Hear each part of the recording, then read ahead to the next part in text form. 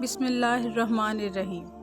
معزز ناظرین، السلام علیکم۔ جیسے کہ آپ نے بہلول کے نام کو تو سنا ہوگا اور اکثر ان کی کہانیوں کو پڑھا بھی ہوگا۔ بہلول دانا غزنی کے رہنے والے تھے اور اکثر یہ ایسی باتیں اور حرکتیں کرتے تھے جو بظاہر سمجھ نہیں آتی تھی۔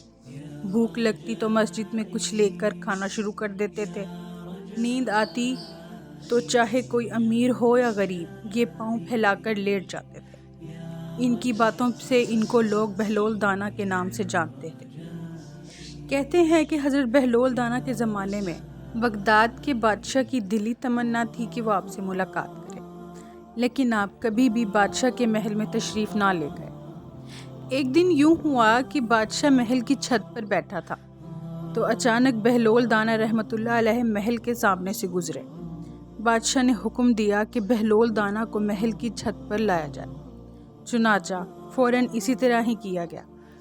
آپ کو بادشاہ کے سامنے پیش کیا گیا۔ جب آپ بادشاہ کے سامنے پہنچے تو بادشاہ نے پوچھا، یہ فرمائیے کہ اب اللہ تک کیسے پہنچے؟ فرمایا، جس طرح آپ تک پہنچا ہوں۔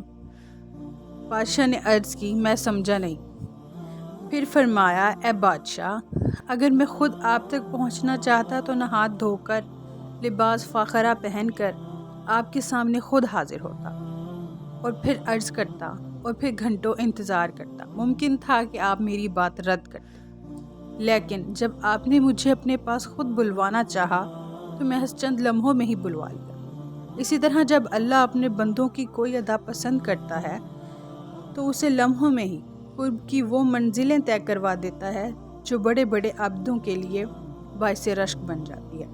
اللہ پاک ہمیں بھی اپنے قرب نصیب کرے، آمین۔